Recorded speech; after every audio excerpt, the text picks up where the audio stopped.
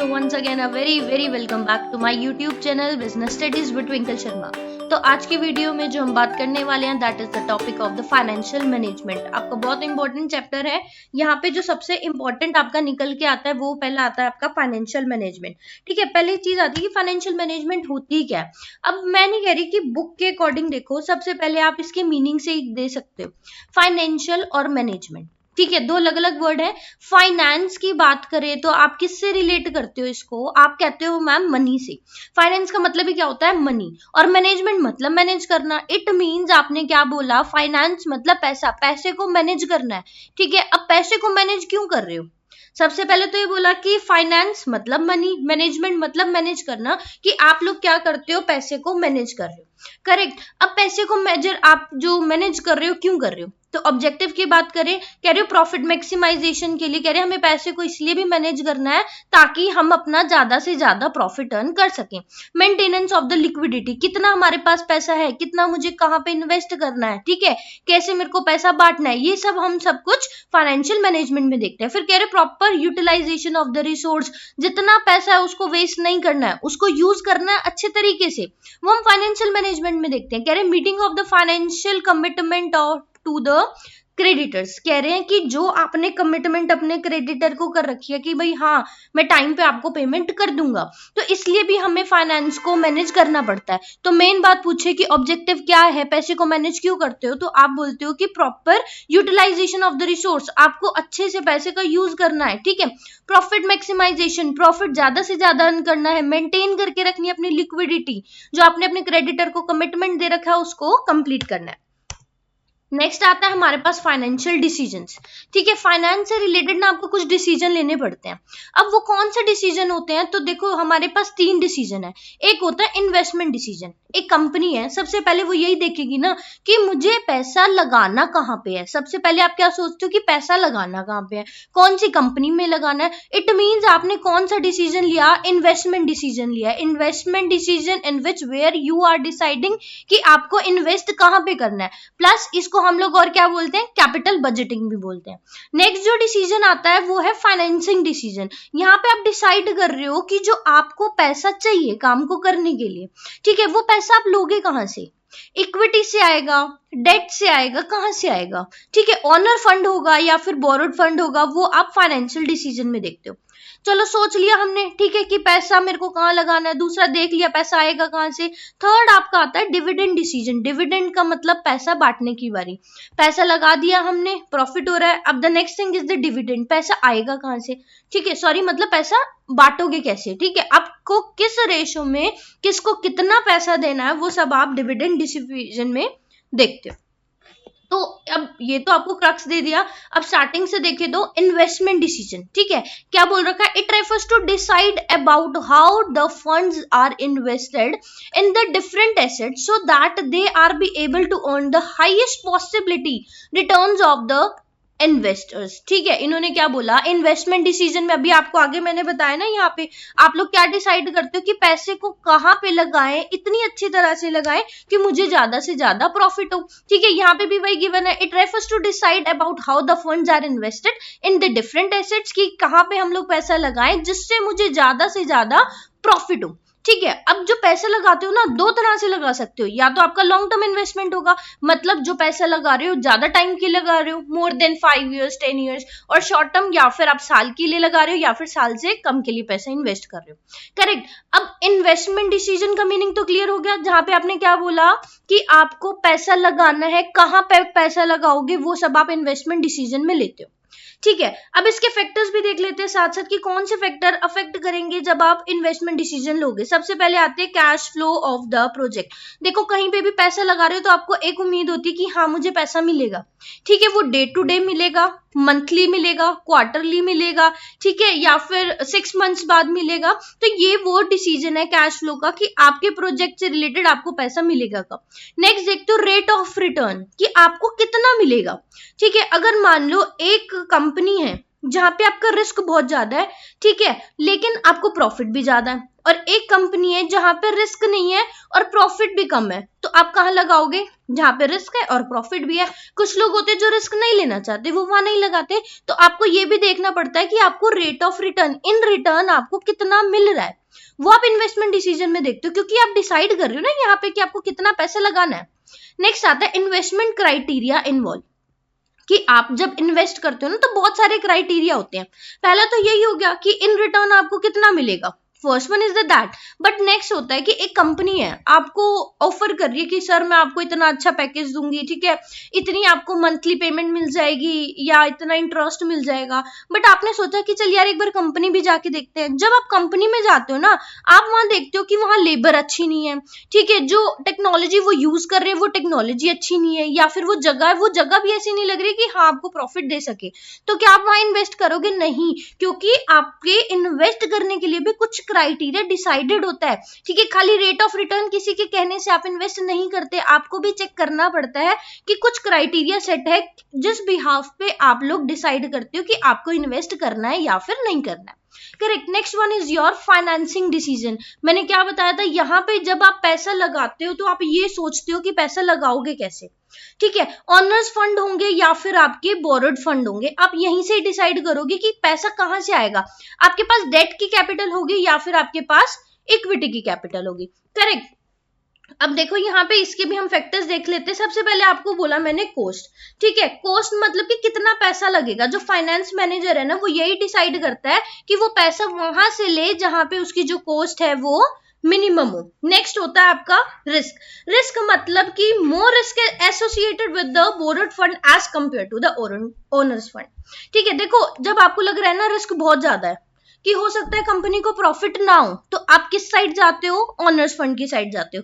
और जब आपको लगता है कि भाई नहीं रिस्क ज्यादा नहीं है और टाइमली मेरी पेमेंट जो होगी मैं वो पे भी कर सकती हूँ, तो आप किस साइड जाओगे? ऑनर्स फंड जाओगे, ठीक है। मतलब जहां पे आपको लग रहा है रिस्क ज्यादा है वहां पे आप ऑनर्स फंड की साइड मूव करते हो, और जहां पे आपको लगता है कि रिस्क कम है, आप टाइमली अपना डेट पे कर सकते हो, तो आप किस साइड जाते हो?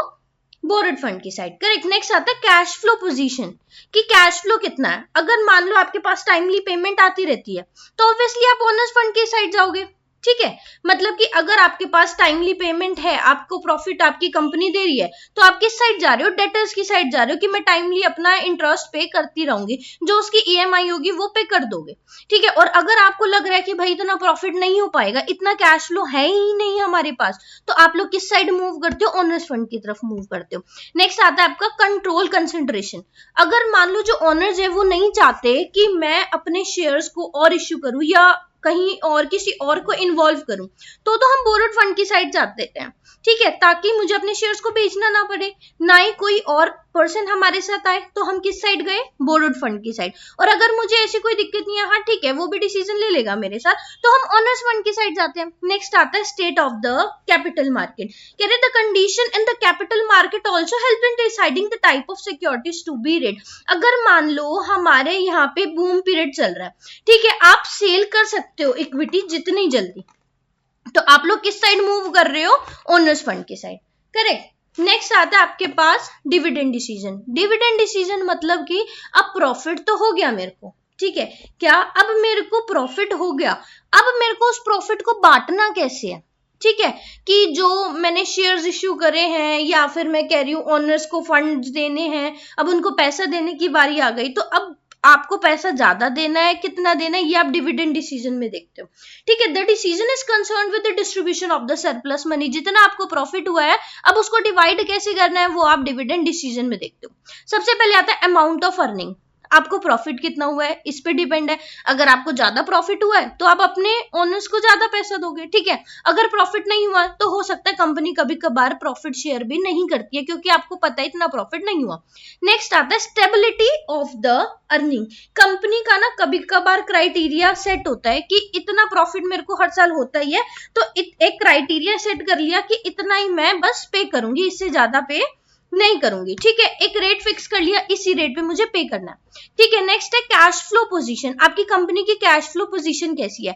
अगर आपके पास लिक्विडिटी में कैश ज्यादा है या आपकी कंपनी को सरप्लस में प्रॉफिट हुआ है तो आप ज्यादा डिविडेंड डिस्ट्रीब्यूट करोगे, ठीक है। नेक्स्ट है आपका ग्रोथ अपॉर्चुनिटी। अगर आपकी कंपनी सोच रही है कि उसको प्रॉफिट हुआ है, ठीक है, और इन फ्यूचर वो अपनी कंपनी को और ज्यादा आगे बढ़ाना चाहती है, तो वहां पे जो हम डिविडेंड होता है वो कम देते हैं, ठीक है, वहां पे ज्यादा नहीं देते, ठीक है। नेक्स्ट आपको बोला स्टेबिलिटी ऑफ द डिविडेंड, जहां पे आपका डिविडेंड डिसाइड होता है कि इतना ही आपको पे करना है। नेक्स्ट आपको दे रखा है preference of the share holders. Share holders पे भी डिपेंड होता है। अगर मान लो आपके जो शेयर होल्डर्स हैं वो एम्प्लॉयज हैं किसी कंपनी के, या आपकी कंपनी के एम्प्लॉयज हैं, या फिर मैं बोलूं कुछ एल्डर पीपल हैं, ठीक है, जिन्होंने अपना पैसा लगा रखा है, अगर वो लोग नीडी हैं तो आप क्या करते हो, शेयर ज्यादा दे देते हो, प्रॉफिट ज्यादा दे देते हो। और अगर मान लो कुछ आपके इन्वेस्टर्स है बहुत हाई क्लास के हैं, ठीक है, वो बस अपना पैसा सेव करने के लिए इन्वेस्ट कर रहे हैं, तो वहां पे आप लोग एक बार सोचो, चलो ठीक है इतनी इनको नीड नहीं है तो हम लोग सरप्लस जो अमाउंट है वो कम देंगे अपने इन्वेस्टर्स को। नेक्स्ट आता है आपका टैक्सेशन पॉलिसी। अगर आपको टैक्स हाई पे करना पड़ता है जब आप डिविडेंड दे रहे होते हो तो वहां पे आप लोग क्या करते हो, डिविडेंड कम देते हो, और अगर आपको टैक्स कम पे करना पड़ता है तो आप डिविडेंड ज्यादा देते हो। नेक्स्ट आता है कॉन्ट्रैक्चुअल कॉन्स्टेंट्स, मतलब कि अगर आपने किसी से लोन ले रखा तो वो कंपनी क्या होती है, आपके लिए क्राइटेरिया सेट कर देती है, आपको बोल देती है कि आप सरप्लस में प्रॉफिट फंड किसी को भी नहीं दोगे, ठीक है, जितना प्रॉफिट होगा कोई बात नहीं, क्योंकि आपको आगे हमें इंटरेस्ट भी तो पे करना है। तो ये थे आपके जो फैक्टर्स अफेक्ट करते हैं आपके, करेक्ट। नेक्स्ट हमारा टॉपिक आता है वो क्या है, फाइनेंशियल प्लानिंग, ठीक है। फाइनेंशियल प्लानिंग मतलब preparation of the financial blueprint of the organisation future operation. Financial planning मतलब फिर वही चीज आ गई, फाइनेंस मतलब पैसा, और प्लानिंग मतलब किसी चीज को प्लान करना। क्या प्लान करोगे कि अब जो पैसा है उसको कैसे यूज करना है, how you use the money which you have, उसमें क्या होता है आपका फाइनेंशियल प्लानिंग होता है, ठीक है। फाइनेंशियल प्लानिंग मतलब preparation of the finance blueprint of organisation future operation, कि पैसे को मेरे को कैसे यूज करना है। एग्जाम्पल ले लो, आपकी सैलरी आती है, ठीक है, अब आपकी सैलरी आती है, आप डिसाइड करके रखते हो ना कि मुझे इसको इतना पैसा देना है, इसको इतना पैसा देना है, उसको पहले से ही डिसाइड करके रखते हो। पैसे को भी प्लान करके रखते हैं, मुझे कहाँ पे पैसे लगाना है और कितना लगाना है। अब कह रहे क्यों कर रहे हो आप लोग, ठीक है, फाइनेंस की प्लानिंग करते हो, आप क्यों कर रहे हो, रीजन क्या है, क्या ऑब्जेक्टिव है आपका। तो कह रहे हैं हम इसलिए करते हैं कि जब मेरे को फ्यूचर में पैसा चाहिए हो तो मेरे पास उतना पैसा रिक्वायर्ड अवेलेबल हो। कह रहे to ensure timely available of the fund, ठीक है, हम पहले से ही पैसे को मैनेज इसीलिए कर लेते हैं कि भाई एकदम से कोई शौक ना लग जा रहे, इसको पैसे देने थे वो तो रह गए, वो चीज ना हो। To see that the firm does not raise the resource unnecessary, कि बेफालतू का खर्चा आपका ना हो, इसलिए। अब इंपॉर्टेंस ऑफ फाइनेंस प्लानिंग, अब जरूरी क्यों है, अब हमारे पास जो सैलरी आती है, प्रॉफिट आता है, हम उसको क्यों मैनेज कर रहे हैं, क्या जरूरत है पैसों को इतना संभालने की, इतना सोचने की। तो first one is the help in avoiding the wastage of the finance, कि पैसा मुझे वेस्ट नहीं करना, ये नहीं कहीं पे भी लगा दो। हेल्प इन कोऑर्डिनेशन, काम को करने में, कोऑर्डिनेट करने में हेल्प करता है। वही चीज देखो मैंने आपको बोली थी ना, to avoid the shocks and surprises, कि एकदम से कोई शॉक ना लग जाए, एकदम से आप सरप्राइज ना हो जाओ, अरे इसके पैसे भी देने थे, ठीक है, ये ईएमआई पे करनी थी, तो इसलिए भी हम फाइनेंस की क्या करते हैं, प्लानिंग करके लगते हैं। Help to link the present with the future, जो आपका प्रेजेंट में चल रहा है उसको लिंक करके चलते हो कि ठीक है अभी आप ये काम कर रहे हो, इन फ्यूचर में ये करना है, तो उसके लिए पैसा सेव कर लिया, प्लान कर लिया पैसा कहां से आएगा। Help in creating the link between the investment and the financial decision, और ये आपको हेल्प करती है, लिंक बना के रखती है कि इन्वेस्ट कहां पे कर रहे हो, ठीक है, कितना पैसा है, इन फ्यूचर आपको कहां पे इन्वेस्ट करना है, कितना करोगे। नेक्स्ट वन फाइनेंशियल कंट्रोल, पैसे पे कंट्रोल रखना, ठीक है, कि पैसे को अच्छे से यूज करो, उसको कंट्रोल करना। नेक्स्ट आता है आपका फिक्स्ड कैपिटल और वर्किंग कैपिटल, ठीक है, फिक्स्ड कैपिटल क्या होती है और वर्किंग कैपिटल क्या होती है। अगर बहुत ही शॉर्ट तरीके से आपसे बात करूं तो वर्किंग का मतलब क्या होता है, जो काम चल रहा है, कैपिटल मतलब पैसा। तो कह रहे हैं जो काम करने के लिए पैसा चाहिए ना हमें, ठीक है, जैसे आपकी कंपनी सेटअप है, उसके बीच में आपको कोई प्रोडक्ट प्रोड्यूस करना है, कोई कॉन्ट्रैक्ट मिला है आपको, उस काम को कंप्लीट करने के लिए जो आपको पैसा चाहिए वो आपका वर्किंग कैपिटल होता है। और फिक्स कैपिटल क्या होती है, कह रहे वो पैसा जो आप बिजनेस में स्टार्टिंग में लगाते हो वो आपका फिक्स कैपिटल होता है। करेक्ट। अब डिफरेंस देख लेते हैं एक बार फिक्स कैपिटल और वर्किंग कैपिटल में। फिक्स कैपिटल कहते हो जो आपको लॉन्ग टर्म के लिए चाहिए होता है, required for the long term. और वर्किंग कैपिटल जो शॉर्ट टर्म के लिए चाहिए, जब आपका कॉन्ट्रैक्ट पूरा हो गया, आपको पेमेंट मिल गई, तो आप उस अमाउंट को पे कर देते हो। ठीक है। Money needed to buy the fixed asset, मतलब पैसा तब चाहिए, मैंने बोला ना जब बिजनेस को स्टार्ट करते हो तब पैसा चाहिए, मतलब कि कुछ फिक्स्ड एसेट परचेज करने के लिए आपको पैसा चाहिए। और यहाँ पे पैसा किस लिए चाहिए, need to buy the current asset. Correct. Next is remain the sunk in the business, ये बिजनेस में ही रहता है। और कह रहे ये रिवॉल्व इन द बिजनेस। कह रहे सोर्स क्या, आप पैसे कहां से रेज कर सकते हो, कह रहे जो फिक्स कैपिटल है उसको हम लोग शेयर्स या फिर डिबेंचर्स के थ्रू ले सकते हैं, या फिर लॉन्ग टर्म भी यूज कर सकते हैं जो लोन्स होते हैं। ठीक है। और वर्किंग कैपिटल आपके पास कहां से आएगी, कह रहे शॉर्ट टर्म के लिए बैंक से लोन ले लेंगे। ठीक है। ट्रेड क्रेडिट लेंगे, शेयर्स यूज कर सकते हैं, डिबेंचर्स का हम लोग यूज कर सकते हैं। अब नेक्स्ट आता है आपके पास कौन से फैक्टर अफेक्ट करते हैं जब आपको फिक्स कैपिटल चाहिए, कौन से फैक्टर्स आप लोग देखोगे। तो सबसे पहले कह रहे हैं नेचर ऑफ द बिजनेस, आपके बिजनेस का नेचर कैसा है, मतलब कि कितना बड़ा बिजनेस है। ठीक है। आपको थोड़े टाइम के लिए चाहिए, ज्यादा टाइम के लिए चाहिए। स्केल ऑफ ऑपरेशन, ठीक है, काम आपका चल कैसे रहा है, कौन सी टेक्निक यूज कर रहे हो, लेबर इंटेंसिव यूज कर रहे हो या फिर दूसरी टेक्निक यूज कर रहे हो। ठीक है। चूज ऑफ टेक्निक बता दिया। टेक्नोलॉजी अपग्रेडेशन, कि क्या आप अपनी टेक्निक को अपग्रेड करना चाहते हो, मतलब जो मशीनरी आप लोग यूज कर रहे हो, ठीक है, एडवांस यूज करनी है, चेंज करना है, उसके लिए फिक्स कैपिटल चाहिए। ग्रोथ प्रोस्पेक्ट, अगर आप सोच रहे हो कि आपको अपनी कंपनी को एक्सपैंड करना है, वहां पे आपको फिक्स कैपिटल चाहिए। ठीक है। फाइनेंसिंग अल्टरनेटिव्स, की आपके पास कोई और सोर्स है, ठीक है, जो आपको फिक्स कैपिटल में लगाना है। ठीक है। लेवल ऑफ कोलैबोरेशन, कोलैबोरेशन मतलब कि आपकी एक कंपनी है, आपके साथ दूसरी कंपनी ने भी हैंड ज्वाइन कर लिया, ठीक है, अब आप उसके साथ कोलैबोरेट कर रहे हो, तो आपको कितना पैसा लगाना है, वो फैक्टर अफेक्ट करता है। नेक्स्ट आपके पास आया वर्किंग कैपिटल। वर्किंग कैपिटल मतलब काम करने के लिए आपको जो पैसा चाहिए, तो वहां पे कौन से फैक्टर अफेक्ट करेंगे, कह रहे नेचर ऑफ बिजनेस। ठीक है। आपके बिजनेस का नेचर क्या है, स्केल ऑफ ऑपरेशन, किस लेवल पे आप लोग काम कर रहे हो, बिजनेस साइकिल, कह रहे हैं देखो जब भी बिजनेस करते हैं ना, तो उसका जो हमारा स्केल बनता है ऐसे बनता है। ठीक है। एक स्टार्टिंग का पीरियड होता है, एक बीच का पीरियड होता है और एक डाउन साइड होती है। कह रहे जब भी हमारी डाउन साइड होती है ना, जब भी मार्केट में ऐसे डाउनफॉल होता है, तो वहां पे हमें वर्किंग कैपिटल की रिक्वायर्ड होती है, जब हमारे पास पैसा नहीं होता। ठीक है। प्रोडक्शन साइकिल के लिए आपको बताया ना, अगर मान लो किसी कंपनी ने आपको कॉन्ट्रैक्ट दिया, ठीक है, आपको वो प्रोडक्ट प्रोड्यूस करना है, और उसके बीच में जो आपको पैसा चाहिए, तो वो किस लिए है, आपका वर्किंग कैपिटल। ठीक है। क्रेडिट अलाउड, ऑपरेटिंग एफिशिएंसी हो गया। ग्रोथ प्रोस्पेक्ट की, अगर आप ग्रोथ चाहते हो कंपनी की। Availability of the raw material, आपको रॉ मटेरियल परचेज करना है, और आपका जो परचेज कर रहा है आपसे, सामान जो ले रहा है आपसे, वो आपको पेमेंट एडवांस नहीं कर रहा, वो कह रहा है लास्ट में पेमेंट करूंगा, तो रॉ मटेरियल परचेज करने के लिए भी मुझे वर्किंग कैपिटल चाहिए। Level of competition, as the competition increases, हमारी टेक्नोलॉजी चेंज हो रही है, तो हमें एडवांस टेक्नोलॉजी के लिए मशीनरी भी नहीं चाहिए। ठीक है। तो लेवल में compete करने के लिए भी हमें वर्किंग कैपिटल की रिक्वायरमेंट होती है। तो overall crux of this chapter is कि आपके 3 इंपॉर्टेंट टॉपिक निकल के आते हैं। First one is the financial management, कि उसका ऑब्जेक्टिव क्या है, ये इतना इंपॉर्टेंट नहीं है। जो मेन है आपका फाइनेंसिंग डिसीजन है, कि कौन से डिसीजन है जो आपके पास ज्यादातर क्वेश्चन आएंगे, फाइनेंशियल डिसीजन से आएंगे, कि 3 टाइप के डिसीजंस बताओ, प्लस उनके कौन से फैक्टर्स आपके अफेक्ट करते हैं। नेक्स्ट टॉपिक आपका फाइनेंशियल प्लानिंग हो गया, लास्ट फिक्स कैपिटल और द वर्किंग कैपिटल। यही था आज की वीडियो में। Thank you for watching my video. अगर आपको मेरी वीडियो अच्छी लगी हो, so please like my video and subscribe to my channel. Thank you.